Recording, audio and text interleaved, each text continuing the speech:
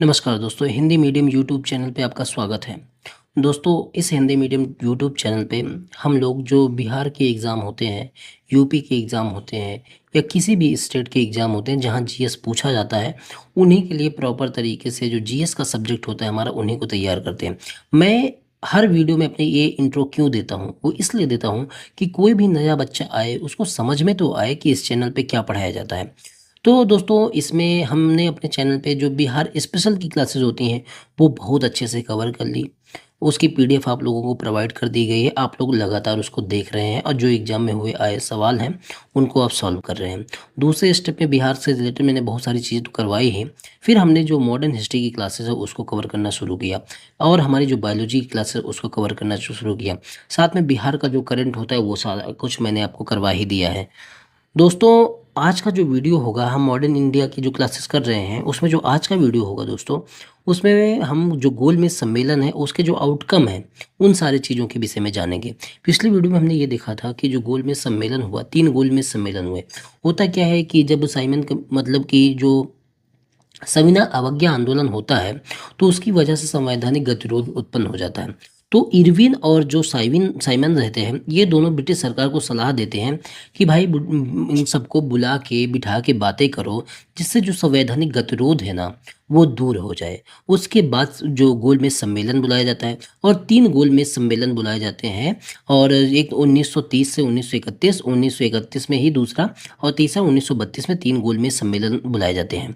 जिसमें पहले और तीसरे गोलमेज सम्मेलन में कांग्रेस भाग नहीं लेती है और दूसरे सम्मेलन में गोलमेज सम्मेलन होता है, उसमें कांग्रेस भाग लेती है। जो तीसरा गोलमेज सम्मेलन होता है फाइनली, उसमें फिर बाद में एक श्वेत पत्र जारी किया जाता है। आउटकम इसका यही निकलता है। जो श्वेत पत्र आगे चल के 1935 का भारत अधिनियम बनता है, भारत शासन अधिनियम बनता है, वही उसका आउटकम होता है कि भारत में किस तरीके से शासन चलेगा, राज्यों के लिए किस तरीके से कानून होंगे, जो केंद्र है वहाँ पे किस तरीके से विधायिका और न्यायपालिका, इन सब चीज़ों को लेके कानून होगा। ये श्वेत पत्र, इसका जो राउंड टेबल कॉन्फ्रेंस है, इसका आउटकम होता है। लेकिन कुछ-कुछ चीज़ें और हैं कि कौन भाग लिए हैं, कौन नहीं भाग लिए, यहाँ से भी सवाल आते हैं, जो हमने अपने एग्ज़ाम में जाके देखे, तो उन सबको भी कवर कर लेना है। मैंने यहाँ तक की सारी चीज़ें कवर करवा दी हैं, ठीक है? अब देखो, मैंने ये भी बताया था कि जब प्रथम जो राउंड टेबल कॉन्फ्रेंस है, उसमें कांग्रेस नहीं भाग लेती है, तो एक तरीके से फेल ही हो गया। क्योंकि भाई मेन पार्टी जब कांग्रेस है, वही भाग नहीं लेगी, तो मुस्लिम लीग या अंबेडकर जी की जो पार्टी है, मतलब कि जो डिप्रेस्ड क्लास सोसाइटी वाली पार्टी है, ये जो भाग लेंगी, वो पूरे भारत का प्रतिनिधित्व नहीं करती थी। लेकिन उस समय जो कांग्रेस थी, वो पूरे भारत का प्रतिनिधित्व करती थी। इसीलिए ये कहा गया कि भाई भारत तो शामिल है, लेकिन इसमें भारत माता अनुपस्थित है। ये पहले जो राउंड टेबल कॉन्फ्रेंस में कहा गया, इसकी वजह से वो जो राउंड टेबल कॉन्फ्रेंस है, वो फेल हो जाता है। और जब फेल हो जाता है, तो इरविन क्या कहते हैं, महात्मा गांधी से मतलब कि मिलते हैं। तो महात्मा गांधी मिल के कुछ बातें कहते हैं कि भाई इरविन और गांधी के बीच में कुछ समझौता हो जाए, जिससे आगे का जो राउंड टेबल कॉन्फ्रेंस हो, उसमें कांग्रेस भाग तो ले कम से कम। तो यही फिर दोनों के बीच में समझौता होता है। इसी को बोलते हैं गांधी इरविन पैक्ट। ये कब होता है दोस्तों? ये 5 मार्च 1931 को। इसको दिल्ली समझौता भी कहते हैं, ठीक है? अब ये समझौते में क्या था कि कांग्रेस की स्थिति सरकार के बराबर होगी, कि दोनों बैठ के आराम से सरकार के बराबर कांग्रेस बातें कर रही है, कि अपनी बातें पूरी तरीके से रख रही। ये जो पैक्ट हुआ दोस्तों, इसमें तेज बहादुर सप्रू और एम.आर. जयकर थे। इन्हीं के प्रयत्नों से ये पैक्ट होता है, ठीक है? तो इसके विषय में सरोजिनी नायडू क्या कहती हैं कि गांधी इरविन को 2 महात्मा कहती हैं। कौन? सरोजिनी नायडू जी। लेकिन एक एलन कैंपबेल, एक अंग्रेज रहता है, वो ये कहता है कि ये तो जो किया गया है ना, ये सिर्फ एक तरीके का कंसोलेशन प्राइस है, सांत्वना पुरस्कार है। ये कुछ भारतीयों को कुछ दिया हुआ नहीं जा रहा है, केवल ये सेटिस्फाई हो जाएं, सांत्वना देने के लिए ये जो समझौता किया जा रहा है, वो ये है बस, ठीक है? इतना कहा गया। अब इसमें क्या क्या प्रावधान है, वो भी हम देख लेते हैं। 2-3 डेट इंपॉर्टेंट है। देखो, 5 मार्च को ये गांधी और जो इरविन समझौता होता है। 23 मार्च को राजगुरु सुखदेव और भगत सिंह को फांसी दी जाती है और 30 मार्च को कराची अधिवेशन होता है। सब 1931 की बात है। तो सबसे पहले गांधी इरविन समझौता होता है, ठीक है? उसके बाद राजगुरु सुखदेव और भगत सिंह को फांसी दी जाती है 23 तारीख को, और उसके बाद 30 तारीख को होता है कराची अधिवेशन। तभी जो है, जब कराची अधिवेशन होता है, तो गांधी जी को काले झंडे दिखाए जाते हैं कि आपने भगत सिंह की जो फांसी की बात है, वहाँ पे इरविन से नहीं की है। इसीलिए उनको फांसी दी गई। तो ये इसलिए गांधी जी का वहाँ पे विरोध भी किया जाता है। तो ये सारी डेट इंपॉर्टेंट है, वो आप लोग दिमाग में रख के याद करना। ऐसा नहीं कि गांधी जी ने इस पैक्ट में कहा नहीं था, कहा था, लेकिन इरविन ने वो शर्त मानी ही नहीं है। आगे चल के सारी चीज़ें बताऊंगा। तो ये तीनों डेट इंपॉर्टेंट है, रट लेना। बार बार सवाल पूछा जाता है, कभी क्रम से भी सवाल पूछ लेगा। तो देखो, ये जो गांधी और इरविन इरविन के बीच में दिल्ली में समझौता होता है, उसमें क्या क्या बातें थी। उसमें ये बातें थी कि उन सभी राजनीतिक बंदियों की रिहाई जिन पर मतलब रिहा कर दिया जाए जिन पर हिंसा का मुकदमा ना चल रहा हो। बहुत सारे राजनीतिक बंदी ऐसे हैं जिनमें हिंसा का मुकदमा नहीं है, लेकिन आपने क्या किया है, उनको भी जेल में बंद कर रखा है। तो कम से कम उनको तो छोड़ा ही जाए।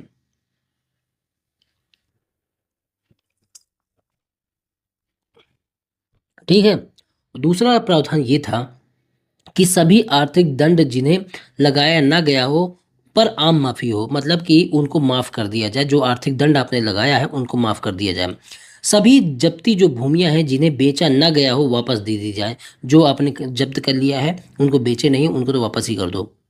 गांधी जी इरविन से कहते हैं ये सारी चीज़ें मतलब कि प्रावधान हुआ। उन सभी सरकारी अधिकारियों के साथ दयापूर्ण व्यवहार किया जाए जो आंदोलन के चलते त्याग पत्र दे दिए हैं, उनके साथ दया का व्यवहार किया जाए, मतलब कि उनको फिर से नौकरी में रखा जाए। यही सब बातें होंगी। सभी तटीय क्षेत्रों के गांव नमक स्व उपयोग के लिए बनाने के लिए स्वतंत्र हों। शांतिपूर्ण तथा अनाक्रमण विरोध प्रदर्शन की अधिकार की मान्यता हो कि जो लोग हों कम से कम शांतिपूर्ण और जो लड़ाई झगड़ा के बिना अगर आंदोलन करना चाहते हैं तो उनको आंदोलन करने दिया जाए। कांग्रेस ने सीडीएम आंदोलन को वापस लेने का निर्णय लिया। अगर ये सारी चीज़ें मान लेते हैं आप, तो कांग्रेस जो सविनय अवज्ञा आंदोलन कर रही है उसको वापस ले लेगी। ये गांधी और इरविन के बीच में समझौता हो। इरविन सारी बातें ये मान जाता है। कौन सी बातें जो है जो इरविन है वो नहीं मानता है, वो ये है कि पुलिस की ज्यादतियों जो हुई हैं इस आंदोलन के दौरान, बहुत सारी जो पुलिस हैं उन्हें बहुत ज्यादतियाँ की हैं। जो भारतीय लोग हैं जो मतलब कि जो दोषी नहीं है उनके खिलाफ भी। तो पुलिस की ज्यादतियों की जांच कराई जाए और साथ में भगत सिंह तथा उनके जो साथी हैं उनकी सजा माफ कर दी जाए। यही दो चीज़ें जो है इरविन नहीं मानता है। तो जो लोग कहते हैं गांधी जी ने इसके विषय में कोई बात ही नहीं की थी, इरविन माना ही नहीं था भाई। उन्होंने गांधी जी ने तो प्रयास किया था। ठीक है। ये दोनों चीज़ें नहीं मानेगा, बाकी सारी चीज़ें जो इरविन मान जाते हैं। और इसी के बाद जो है Congress second round table conference में भाग लेती है। तो दिमाग में रखना कि सेकेंड राउंड टेबल में कांग्रेस तभी भाग लेती है जब ये सारी चीज़ें मान ली जाती हैं। ठीक है। तो इतनी सारी इन्फॉर्मेशन थी वो हमने पढ़ ली। ठीक है। अब देखो, उसके बाद जब ये राउंड टेबल सेकंड में भाग लेगी, और भाग लेगी कब, और सेकंड वाला जो होता कब है, सेकंड वाला होगा कब, देखो जो मैंने आपको बताया था, सेकंड वाला होगा 7 सितंबर 1931 से 1 दिसंबर 1931 को। तो ये दिसंबर में होगा ना सेकंड वाला। उसके पहले ही कांग्रेस का अधिवेशन होता है। देखो, उसके पहले कांग्रेस का कराची अधिवेशन होता है 1931 में 29 मार्च को। और जब मार्च में अधिवेशन होगा तो ये तो राउंड टेबल के पहले हो जाएगा। तो ये चीज़ें जब होंगी तो उसमें क्या होगा, इसमें ये होगा कि इसके अध्यक्ष जो बनाए जाएंगे वल्लभ भाई पटेल। ये 30 मार्च 29 मार्च दोनों एक ही डेट है, उसमें आप कंफ्यूज मत होना। इसमें गांधी इरविन जो समझौता हुआ उसको स्वीकृति प्रदान करने को ये स्पेशल सेशन बुलाया गया। ठीक है। ये ऐसा नहीं कि रेगुलर सेशन, रेगुलर सेशन दिसंबर में होता था, तो ये दिमाग में रखना। तो जो गांधी इरविन समझौता हुआ इसी को मान्यता देने के लिए कांग्रेस का कराची अधिवेशन होता है। इसी अधिवेशन में गांधी जी को काले झंडे दिखाए गए और ये कहा गया कि भाई गांधी जी जो है वो जो राजगुरु हैं भगत सिंह हैं उनके जो साथी हैं उनको जो है बचा नहीं पाए, जबकि मतलब कि बचाने का प्रयास नहीं किया, जबकि गांधी जी ने प्रयास किया था, वो बचा नहीं पाए थे। इसी आंदोलन में गांधी कहते हैं कि गांधी मर सकता है लेकिन गांधीवाद नहीं मर सकता। तो इसी में कहा था कराची अधिवेशन में। इसमें ये प्रस्ताव था कि जो मतलब कि कराची अधिवेशन था कि हिंसा को सपोर्ट नहीं किया जाएगा। क्रांतिकारियों के बलिदान की प्रशंसा जरूर की गई है कि जो भगत सिंह लोग थे उनके बलिदान की प्रशंसा की जाएगी, लेकिन हिंसा को हम सपोर्ट नहीं करेंगे कांग्रेस के मंच से। दिल्ली समझौता जो हुआ गांधी जी और इरविन के बीच में, उसके मंजूरी दी गई और लक्ष्य रखा गया पूर्ण स्वराज। पहली बार इसमें दो प्रस्ताव पारित किए गए। कौन कौन से, एक मौलिक अधिकार को लेकर और दूसरा राष्ट्रीय आर्थिक कार्यक्रम को लेकर। मौलिक अधिकार को लेकर क्या क्या चीज़ें मतलब कि कही गई, इसमें प्रस्ताव पारित की गई कि अभिव्यक्ति एवं प्रेस की स्वतंत्रता होगी, संगठन बनाने की स्वतंत्रता होगी, सार्वभौमिक वयस्क मताधिकार होगा, सभा सम्मेलन की स्वतंत्रता होगी, कानून के पक्ष की समानता होगी, सभी धर्मों के प्रति राज्य का तटस्थ भाव होगा, निःशुल्क एवं अनिवार्य प्राथमिक शिक्षा की गारंटी होगी, अल्पसंख्यकों की सुरक्षा होगी। देखो, ऐसा नहीं है कि बहुत सारी इन्फॉर्मेशन आपको दे दिया जो आपके काम की नहीं है दोस्तों। ऐसा पढ़ो ना फिर दोबारा कभी आपको उस चीज़ के लिए प्रयास ही ना करना पड़े, वो आपका नोट से कंप्लीट है। तो भाई ये मैंने बताऊँ यही चीज़ पूछ लिया तो इसलिए नोट्स अपना कंप्लीट रखो, अधूरी पढ़ाई मत करो जिससे बार-बार भटका हो। हाँ, अभी बहुत सारे सवाल बाकी ऐसा नहीं कि ये पढ़ाने के बाद एक भी सवाल नहीं बचेगा। वो 2-4 सवाल हमेशा कि कहीं न कहीं से इधर-उधर से आ जाते हैं, तो उनके लिए मैंने इतना स्पेस दिया है, आप अपने प्रीवियस ईयर सवाल लगाओ ना। वो प्रीवियस ईयर सवाल से कवर हो जाएँगे। जो सवाल मतलब कि हर चैप्टर में जाके इस प्रीवियस ईयर का सवाल लगाओ और जो चीज़ें नहीं आ रही हैं या इसमें नहीं है, उसको यहाँ पे लिखो। इसीलिए तो इतना पीडीएफ में जगह दी गई है। और एक राउंड में घटना चक्र के या जो प्रीवियस ईयर के जो सवाल हैं, उसमें से कुछ-कुछ सवाल जो नहीं इसमें कराया गया है, बहुत छोटे से सवाल हैं, मतलब कि बहुत कम ही है। उनको भी 1-2 राउंड में मैराथन टाइप का बना के उनको भी करवा दूँगा। तो हिस्ट्री आपकी पूरी तरीके से कंप्लीट होने वाली है। मैं हर सब्जेक्ट में यही करने वाला हूँ, ठीक है? देखो, दूसरा जो प्रस्ताव पारित हुआ वो राष्ट्रीय आर्थिक कार्यक्रम को लेके हुआ। इसमें लगान और माल गुजारी में उचित कटौती की बात की गई। अलाभकारी जोतों को लगान से मुक्ति की बात की गई। किसानों को कर्ज से राहत और सूदखोरों पर नियंत्रण की बात की गई। मजदूरों के लिए बेहतर सेवा की बात की गई। मजदूर किसान को यूनियन बनाने की स्वतंत्रता की बात की गई। प्रमुख उद्योगों, परिवहन और खदान को सरकारी स्वामित्व एवं नियंत्रण में रखने का वादा किया गया। ये सारी चीज़ें मतलब कि की गई राष्ट्रीय आर्थिक कार्यक्रम और जो मौलिक अधिकार को लेके 2 प्रस्ताव इसी कराची अधिवेशन में पास किए गए। और इसी कराची अधिवेशन में पहली बार पूर्ण स्वराज्य को परिभाषित भी किया गया, तो ये भी दिमाग में रखना। सुभाष चंद्र बोस ने कहा कि इसी कराची अधिवेशन में कहा कि महात्मा गांधी की लोकप्रियता और सम्मान की पराकाष्ठा कितनी है, ये हमको इस आंदोलन में देखने को मिला है। मतलब कि कराची अधिवेशन में देखने को मिला। ठीक है, ये हो जाता है। फिर द्वितीय गोल में सम्मेलन का टाइम आ जाता है। इस समय भी जो वायसराय रहता है दोस्तों, वो कौन रहता है? विलिंगटन ही रहता है। अब जब द्वितीय सम्मेलन गोल में सम्मेलन होगा, तो मैं बताया कि इसमें कांग्रेस भी भाग लेगी, मुस्लिम लीग भी भाग लेगी, अम्बेडकर जी भी भाग लेंगे। तो कांग्रेस की तरफ से गांधी जी जाते हैं, मुस्लिम लीग की तरफ से जिन्ना जी जाते हैं और इकबाल जाते हैं, मोहम्मद इकबाल। अम्बेडकर वर्ग से अम्बेडकर जी तो थे ही। गांधी जी, अब इनसे भी बहुत सारे सवाल बनते हैं कि गांधी जी किस चीज़ से जाते हैं। तो गांधी जी एस राजपुताना नामक जहाज है, यहीं से लंदन जाते हैं। लंदन का जो किंग्सले हॉल होता है, वहीं पे गांधी जी ठहरे थे। तो ये चीज़ें दिमाग में रखना। गांधी जी के साथ इसमें कौन कौन होते हैं? महादेव देसाई होते हैं, मदन मोहन मालवीय होते हैं, देवदास गांधी होते हैं, घनश्याम दास बिड़ला होते हैं, मीरा बेन होती हैं, सरोजनी नायडू होती, एनी बेसेंट, ये सारे लोग भी जाते हैं। और किंग्सले हॉल जो रहता है, वहीं पे गांधी जी के साथ ठहरे रहते हैं। तो आपसे पूछा जाए कि कांग्रेस के तरफ से कौन कौन सारे लोग गए थे, किस जहाज से गांधी जी गए थे, तो सारी चीज़ों को दिमाग में रखना, ठीक है। अब देखो, जब गोल में सम्मेलन होने लगता है, तो अल्पसंख्यक और जो सेपरेट इलेक्टोरल कॉलेज रहता है कि भाई अल्पसंख्यक जो हैं भारत के, उनको लेके और जो लोग डिमांड कर रहे थे, जैसे अम्बेडकर जी डिमांड कर रहे थे कि जिस तरीके से मुसलमानों को सेपरेट इलेक्टोरल कॉलेज दिया गया है, उसी तरीके से जैसे 1909 के एक्ट में दिया गया था, तो उसी तरीके से जो मतलब कि शेड्यूल कास्ट के लोग हैं, उनको भी सेपरेट इलेक्टोरल दिया जाए कि शेड्यूल कास्ट के लोग ही शेड्यूल कास्ट को वोट कर पाएँ, जिस तरीके से मुस्लिम लोग मुस्लिम को वोट कर पाते थे 1909 के एक्ट से। तो इन्हीं सब मुद्दों पे जो है गतिरोध पैदा हो जाता है। अब ब्रिटिश सरकार ये सब देना चाहती है, कांग्रेस सोचती है, गांधी जी सोचते हैं कि अगर ये हो गया तो कांग्रेस का जो आंदोलन है या जो देश की एकता और अखंडता है वो तो टूट जाएगी। क्योंकि सब लोग जब सेपरेट ही हो जाएंगे तो इससे बिखराव हो जाए, एक देश में ही बहुत सारे देश बन जाते हैं। तो गांधी जी इस मुद्दे पर बिल्कुल भी मानने को तैयार नहीं थे। और गांधी जी ये चाहते थे किसी भी तरीके से सांप्रदायिकता के आधार पर या जातिवाद के आधार पर किसी चीज़ का मतलब कि भारत का विभाजन ना हो। और इसी चीज़ को लेकर गांधी जी अंत तक इस प्रस्ताव का विरोध करते हैं। ये सम्मेलन में इस बात से मतलब कि घोषणा से ये सम्मेलन अंत होता है। जो राज्य में मैकडोनाल्ड होता है, वो ये घोषणा करता है कि 2 मुस्लिम प्रांत, उत्तर पश्चिम सीमांत प्रांत और सिंध का गठन किया जाएगा। भारतीय सलाह परिषद की स्थापना की जाएगी। 3 विशेष समितियों का गठन किया जाएगा। वित्त, मत अधिकार और राज्यों से संबंधित मतलब कि जो समितियां बनाई जाएगी। यदि भारतीयों में सहमति नहीं हो सकी तो सर्वसम्मति से सांप्रदायिक निर्णय की घोषणा की जाएगी। अब ये देखो, ये सांप्रदायिक पंचांग की निर्णय घोषणा की जाएगी। अब जब ये सब कहा जाएगा तो कांग्रेस कभी इस चीज़ को मानेगी कि सेपरेट इलेक्टोरल कॉलेज हो जाए। जो अलग एसटी लोग हैं या जनजाति जो शेड्यूल कास्ट के लोग हैं, वो सिर्फ शेड्यूल कास्ट को वोट करें, ये सब चीज़ें कांग्रेस मानेगी? नहीं मानेगी।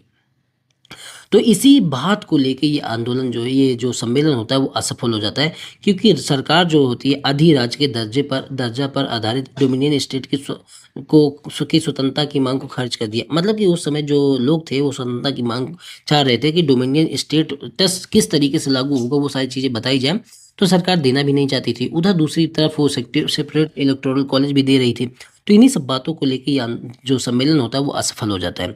इधर दूसरी तरफ गांधी जी भी अब क्या करते हैं कि जो दलित वर्गों की मांग थी, दलित वर्ग, मुसलमान तथा ईसाइयों के लिए पृथक निर्वाचन मंडल थी की मांग जो थी, इसी को गांधी जी ने भी खारिज कर दिया कि भाई ये सब तो हमने बिल्कुल नहीं मानेंगे।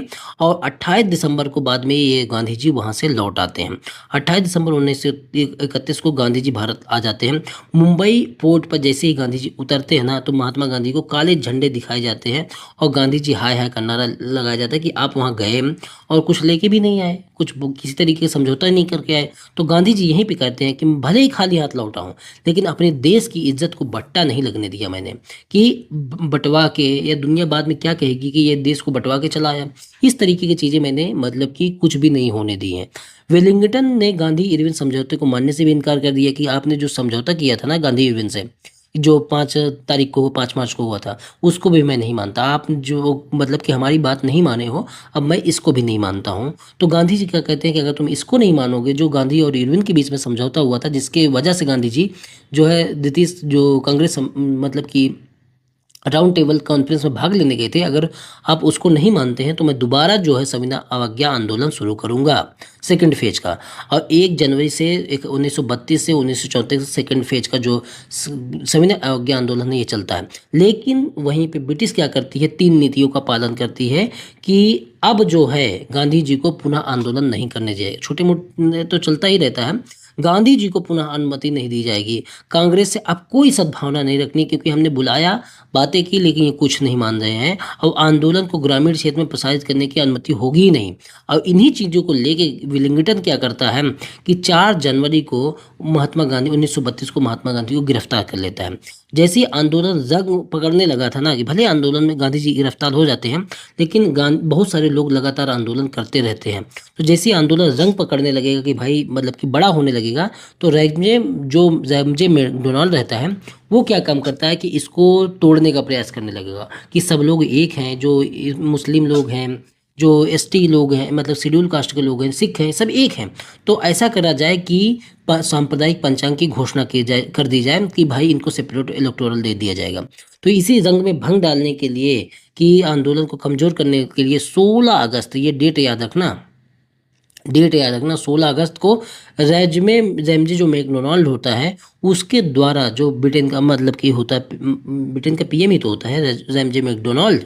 हाँ, तो उसके द्वारा क्या किया जाता है कि जो है सांप्रदायिक अवार्ड की घोषणा कर दी जाती है, सांप्रदायिक पंचांग की घोषणा कर दी जाती है। इसको रैमजे मैकडोनाल्ड पुरस्कार भी कहा जाता है।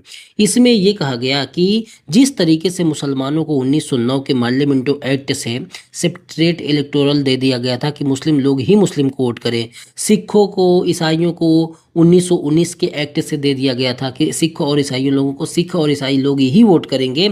इसी तरीके से जो दलित वर्ग के लोग हैं इनको भी एक अल्पसंख्यक माना जाएगा, और जो है इनको जो वोट केवल दलित ही कर पाएंगे। हिंदुओं में इस तरीके का डिवीज़न कर दिया, और जैसे ही डिवीज़न इस तरीके की घोषणा की, कांग्रेस ने इसका जमकर विरोध किया, गांधी जी ने भी इसका जम के विरोध किया। और इसी को लेके 20 सितंबर 1932 को गांधी जी को यरवदा जेल में बंद थे गांधी जी। तो वहीं यरवदा जेल में ही गांधी जी आमरण अनशन शुरू कर देंगे। पहली बार आमरण अनशन पे गांधी जी बैठ जाएंगे, और इसी दिन को उपवास एवं प्रार्थना दिवस मनाया गया, जब गांधी जी 20 सितंबर को यरवदा जेल पे जो बैठ जाएंगे, किसमें, आवरण अनशन पे। अब जब आवरण अनशन पे बैठ जाएंगे, तो बहुत सारे जो भारतीय नेता थे कांग्रेस के, वो बेचैन हो जाएंगे कि भाई गांधी जी आमरण अनशन पे बैठ गए हैं, ब्रिटेन हमको बांटना चाह रही, उधर अंबेडकर जी नहीं मान रहे, उधर मुस्लिम तो लीग जो है वो सांप्रदायिकता को बढ़ावा दे ही रही है। तो इसी को लेकर जो कांग्रेस के बड़े लीडर रहते हैं, जैसे मदन मोहन मालवीय, सी राजगोपालाचारी, पुरुषोत्तम दास, ये सब प्रयास करते हैं किसी तरीके से गांधी जी और जो अंबेडकर जी हैं इनके बीच में कोई समझौता हो जाए, जिससे कांग्रेस ना टूटे, जो ब्रिटिश चाह रहे हैं, और जो आंदोलन है वो पूरी तरीके से कमज़ोर हो जाएगा, नेशनल मूवमेंट पूरी तरीके से कमज़ोर हो जाएगा। तो इसी को लेकर मदन मोहन मालवीय, राजगोपालाचारी, पुरुषोत्तम दास के प्रयासों से 24 सितंबर 1932 को पूना पैक्ट होता है। दिमाग में ये रखना, डेट याद रखना, 24 सितंबर 1932 को पूना पैक्ट होता है और यहाँ पे 16 अगस्त 1932 था, ठीक है, जब सांप्रदायिक पंचायत की घोषणा होती है। अब ये जब 24 सितंबर 1932 को पूना पैक्ट होता है, किसके किसके बीच में? गांधी और अंबेडकर जी के बीच में। इसमें दोनों लोग इस बात पे सहमत हो जाते हैं कि देखो, हम सेपरेट, जो अंबेडकर जी हैं इस बात को मान जाते हैं कि चलो सेपरेट इलेक्टोरल कॉलेज नहीं चाहिए, केवल दलित ही दलित कोर्ट ना करे, चलो ये हम इस पे मान जाते हैं। लेकिन अब इस बात पे समझौता हुआ कि दलितों के लिए अलग से मतलब कि पृथक निर्वाचन मंडल नहीं होगा। प्रांतीय जो विधानमंडल है उसमें दलितों के लिए सीट जो है 71 से बढ़ाकर 147 कर दी गई। उसमें जो प्रांतीय विधानमंडल है उसमें जो है सीट बढ़ा के 71 से 147 कर दी गई। और जो सेंट्रल लेजिस्लेटिव असेंबली है, जो केंद्रीय विधानसभा है, ये प्रांतीय की बात होगी, ये सेंट्रल की बात होगी। सेंट्रल लेजिस्लेटिव असेंबली में दलितों के जो आरक्षण है 18% उसको कर दिया गया कि 18% सीट दलितों के लिए आरक्षित होगी। अब देखो, जैसे ही गांधी और उनके बीच में, अम्बेडकर जी के बीच में समझौता हो जाता है तो सरकार को मानने इसकी मजबूरी हो जाती है। क्यों? क्योंकि भाई जिनमें झगड़ा था अगर वही अपने आपस में समझौता कर लेते हैं तो आप कौन होते हैं ये कहने वाले कि नहीं अभी झगड़ा जारी रखो। तो सरकार को मानना पड़ा। और इसी पूना पैक्ट के बाद गांधी जी का जो विचार है ना दोस्तों, वो चेंज हो जाता है कि अभी हमारे देश में इतनी असमानता है, इतना जातिवाद है, इतना मतलब कि इस चीज़ को लेके गांधी जी दुखी होते हैं और अपना पूरा ध्यान 1932 के बाद से 1942 तक गांधी जी अपने आप को सारे आंदोलनों से लगभग अलग कर लेते हैं और लग जाते हैं किसमें? दलित उत्थान कार्यक्रम में। जितनी भी चीज़ें होती हैं सब दलित उत्थान के लिए गांधी जी उसी दिशा में लगे रहेंगे। तो 1932 से लेकर 1942 तक महात्मा गांधी अपने आप को आंदोलन से अलग कर लेते हैं। फिर गांधी जी अपने आप को पूर्णतः छुआछूत विरोधी आंदोलन में लगा देते हैं और इसी दौरान बहुत सारे संगठन की स्थापना होती है। जैसे 1932 में all India anti untouchable league जो की स्थापना होती है। बाद में इसी का नाम बदल के हरिजन सेवक संघ कर दिया जाता है। ये एक कोष एकत्रित किया गया इसके लिए कि इस तरीके की हम लीग बनाएंगे और जो होगी, जो जिस में कोष बनाएंगे, इसमें जितना पैसा आएगा वो दलित उत्थान में लगाएंगे, जो छुआछूत विरोधी चीज़ें हैं उनके लिए लगाएंगे, ठीक है। इसके अध्यक्ष कौन बनते हैं? प्रथम अध्यक्ष घनश्याम दास बिड़ला जी बनते हैं। जनवरी 1933 में हरिजन नामक पत्रिका निकालते हैं गांधी जी, साप्ताहिक पत्रिका होती है। इसी में गांधी जी जो है पहली बार दलितों के लिए हरिजन शब्द का मतलब प्रयोग करते हैं और हरिजन का मतलब होता है ईश्वर का पुत्र, हरि का जन, ठीक है। तो ये चीज़ें दिमाग में रखना। और फिर 8 मई और 16 अगस्त को गांधी जी 2 बार भूख हड़ताल पर गए दलितों के उत्थान के लिए, तो ये भी दिमाग में रखना। 1933 को वर्धा से हरिजन यात्रा की गांधी जी ने, तो दलित उत्थान के लिए ये सारी चीज़ें गांधी जी ने की, ठीक है। आप देखो, जो 1900 मतलब कि जो सविना जो राउंड टेबल कॉन्फ्रेंस हुई, उसका तीसरा जो राउंड टेबल कॉन्फ्रेंस हुई, उसका जो आउटकम निकला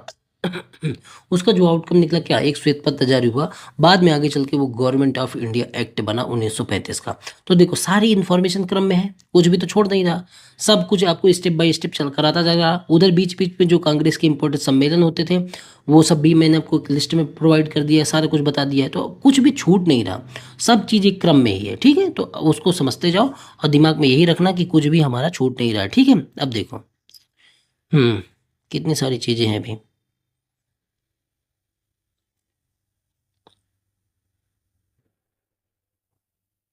लगभग हमने बहुत सारी चीज़ें कर ली है, 2-4 क्लासेस में जो आपकी हिस्ट्री है वो कंप्लीट हो जाएगी, ठीक है दोस्तों।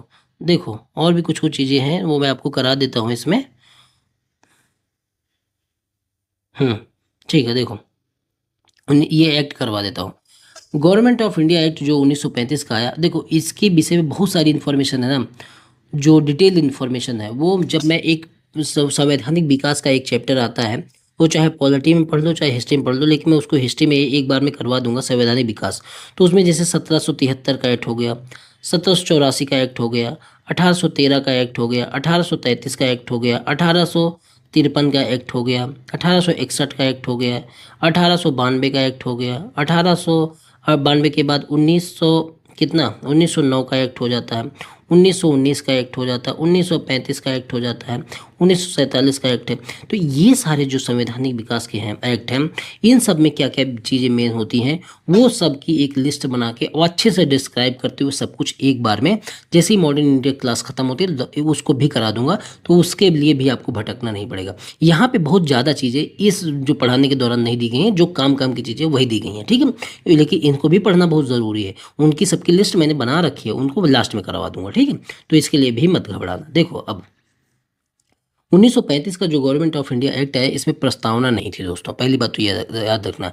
पारित होने की परिस्थितियां क्या क्या थी, एक तो देखो जो माउंट फोर्ट सुधार था, जो मतलब कि 1919 का एक्ट था, वो असंतोषजनक था। उसमें डोमिनियन स्टेटस की बात की गई, प्रांतों को स्वायत्तता देने की बात की गई, लेकिन वो कुछ किया नहीं गया, सिर्फ बातें ही की गई। स्वराज दल जो था वो मतलब कि जो विधायिका होती है उसमें भाग लेके जो भारत में सुधार करना चाहते थे, तो उनकी भी बहुत ज़्यादा भूमिका होती है ये गवर्नमेंट ऑफ इंडिया एक्ट को लाने में। साइमन कमीशन की भूमिका होती है कि साइमन कमीशन इस तरीके से आया कि पूरे भारतीय लोग विरोध में आ गए उसके, तब लगा कि भाई ये संवैधानिक गतिरोध इस तरीके से तो हल नहीं हो पाएगा, बैठ के कुछ करना पड़ेगा। उसी का आउटकम होता है round table conference. Nehru report आती है, वो इसके लिए जिम्मेदार होती है कि वो लोग बना के देते हैं कि भाई इस तरह की चीज़ें पास करो। लॉर्ड इरविन की डोमिनियन स्टेटस संबंधी घोषणा की है, डोमिनियन स्टेटस आपको दे दिया गया है, उसकी प्रक्रिया कैसे होगी उसके लिए जो है ये गवर्नमेंट ऑफ इंडिया एक्ट लाया जाता है। गोल में सम्मेलन की भूमिका, जो सिविल डिसोबीडियंस मूवमेंट तथा अन्य तत्कालीन परिस्थितियां, ये सब परिस्थितियां होती हैं गवर्नमेंट ऑफ इंडिया एक्ट के आने की। इसमें प्रमुख विशेषता समझ लो, इसमें प्रांतों को उत्तरदायी शासन की बात की गई, प्रांतों में उत्तरदायी शासन की बात की गई, मतलब कि ये कहा गया कि प्रांतों में चुनाव कराए जाएंगे। और 1937 में फिर आगे चल के ये जो 1935 का एक्ट है ना दोस्तों, इसको सब मैं डिटेल में बताऊंगा, तो अभी दिमाग में सिर्फ इतना रखा कि इसमें कहा गया प्रांतों में उत्तरदायी शासन की बात की गई। और फिर आगे चल के 1937 में 11 प्रांतों में चुनाव कराए गए। इसमें 8 प्रांतों में कांग्रेस की सरकार बनती है और जो 3 प्रांतों में गैर कांग्रेसी सरकार बनती है, तो ये दिमाग में रखना। 8 प्रांतों में 5 प्रांत ऐसे होते हैं जिसमें कांग्रेस को पूर्ण बहुमत मिलता है। कौन कौन से होते हैं, मद्रास, बिहार, उड़ीसा, जो एमपी का मध्य प्रांत, मतलब मध्य प्रांत उस समय एमपी को कहा जाता था, संयुक्त प्रांत किसको कहा जाता है, यूपी को। तो इस 5 प्रांतों में जो कांग्रेस है उसको पूर्ण बहुमत मिला। बॉम्बे में कांग्रेस सबसे बड़ी पार्टी के रूप में सामने आई। असम में लार्जेस्ट पार्टी यहाँ पे बनी, और नॉर्थ वेस्ट जो फ्रंटियर प्रोविंस था उसमें भी लार्जेस्ट पार्टी ये कांग्रेस बनी। उधर 3 प्रांतों में गैर कांग्रेस सरकार आई, बंगाल में, पंजाब में और सिंध में। बंगाल में मुस्लिम लीग और कृषक पार्टी के जो मतलब फजलुल हक जो कृषक पार्टी बना के रखे थे, इन्हीं दोनों ने मिलकर सरकार बनाई, और फजलुल हक जो है यहाँ पे सीएम बन जाते बंगाल एरिया में। पंजाब में मुस्लिम लीग और यूनिस्टिक पार्टी थी जो सिकंदर हयात खान के द्वारा चलाई जाती थी, तो इन दोनों के द्वारा मिलकर सरकार बनाई गई और सिकंदर हयात खान यहाँ पे सीएम बन जाते हैं। सिंध में जो है मुस्लिम लीग पॉलिटिकल पार्टी और सिंध यूनाइटेड पार्टी, सिंध आज़ाद पार्टी, ये सब मिलकर सरकार बनाते हैं, और अल्लाह बख्श यहाँ पे सिंध आज़ाद पार्टी के ये यहाँ पे सीएम बनते हैं, ठीक है। तो ये सारी चीज़ें आपको बता दिया। अब जब ये 8 प्रांत होते हैं दोस्तों, तो ये जो 8 प्रांत में जहाँ पे कांग्रेस की सरकार बनती है, इन्हीं 8 प्रांतों पे कांग्रेस का शासन ठीक ठाक चल रहा है नहीं, इसके लिए सेंट्रल कंट्रोल काउंसिल, केंद्रीय नियंत्रण परिषद का गठन किया जाता है इनके काम की समीक्षा के लिए, जिसका नेतृत्व करते हैं सरदार पटेल, राजेंद्र प्रसाद, अबुल कलाम आज़ाद। इसीलिए सरदार पी से पटेल, राजेंद्र पी से प्रसाद, ए से अब्दुल कलाम आज़ाद, तो इसको पीपीए पार्टी कमेटी या पीपीए कमेटी कहते हैं, तो ये भी दिमाग में रखना। और फिर जब 1937 में इलेक्शन होते हैं तो ये सारी चीज़ें हमको देखने को मिलती हैं, ठीक है। उधर 1939 में सेकेंड वर्ल्ड वार की घोषणा हो जाती है, ये भी चीज़ें देखनी है आपको। तो यहाँ से जो आगे की चीज़ें हैं वो हम नेक्स्ट वीडियो में करेंगे, क्योंकि आपको सेकेंड वर्ल्ड वार के विषय में पहले बता दूं कि इस दौरान क्या परिस्थितियाँ होने लगी थी, तब आपको ये सारा चीज़ आपको दिमाग में आने लगेगा कि जो मुस्लिम लीग है वो कैसे उसका उभार यहाँ पे ज़्यादा होने लगता है, क्योंकि सेकेंड वर्ल्ड वार में कांग्रेस जो है इस्तीफा दे देती है, अपने जितने भी जो मतलब कि स्टेट में सरकार होती है सबसे इस्तीफा दे देती है। तो जिन्ना जो होते हैं इसी को मुक्ति दिवस के मनाते हैं, और फिर बहुत सारी चीज़ें जो मुस्लिम लीग है उसके विषय में हमारे पास बहुत सारी इन्फॉर्मेशन है, तो उसको समझ लेंगे। और फिर इस दौरान बहुत सारे जो मतलब कि छोटी छोटी चीज़ें हैं, वो आंदोलन है, उनको समझ लेंगे, तो ये चैप्टर हमारा पूरा हो जाएगा। देखो जो द्वितीय विश्व युद्ध है ना, उसको सब कुछ बता दूंगा। फिर जो कांग्रेस का 1940 का अधिवेशन है, ये सारी चीज़ें बताते हुए फिर यहाँ से आ जाऊँगा मेन चीज़ पे, अगस्त प्रस्ताव से, जहाँ से हम 1947 तक की चीज़ें कवर कर लेंगे, ठीक है दोस्तों। तो इस वीडियो में हम लोग यहीं तक रखते हैं, आगे की जो चीज़ें हैं क्योंकि वो बताऊंगा तो बहुत बड़ा वीडियो बन जाएगा। सेकंड वर्ल्ड वार जो होगा वहाँ की परिस्थितियों से ही सारी चीज़ें डिसाइड होती हैं, ठीक है। तो यहाँ तक हम रखते हैं इस वीडियो में। आपको करना इतना है कि 9667305679 इस पर मैसेज करके PDF ले लेनी है दोस्तों, और सामने रख के सुन लेना है। एक बार में सारी चीज़ें आपको कनेक्ट करते हुए याद हो जाएंगी। ये सारी क्लासेस आप हिंदी मीडियम नाम का यूट्यूब चैनल है वहीं पे देखते हैं। दोस्तों आपसे रिक्वेस्ट है कि अगर ये वीडियो आपको अच्छी लगती है, कंटेंट अच्छा लगता हो, तो जितना पॉसिबल हो सके अपने दोस्तों के बीच में शेयर करें, उनको रिकमेंड करें, उनको बताएं कि एक चैनल ऐसा है जहाँ पे सारी चीज़ें PDF फॉर्म में करवाई जाती हैं और ऐसा कंटेंट आपको कहीं नहीं मिलेगा। मैं चैलेंज करता हूँ कि कोई भी कोचिंग वाला हो, कितनी भी बड़ी कोचिंग हो, कोई आपको इतना बढ़िया से कंटेंट दे के बता दे तो मैं अब क्या बड़ी-बड़ी बातें ही कर रहा ना ये, लेकिन इतनी मेहनत किया हूँ तो कर सकता हूँ, ठीक है? तो आपको करना इतना है कि अगर आपको अच्छा लगता है तो शेयर कर दो, लाइक कर दो और जाके फीडबैक अपना ज़रूर दो कि किस तरीके से आपको ये वीडियो लग रहा है, ठीक है? चलो मिलते हैं नेक्स्ट वीडियो में, तब तक के लिए धन्यवाद।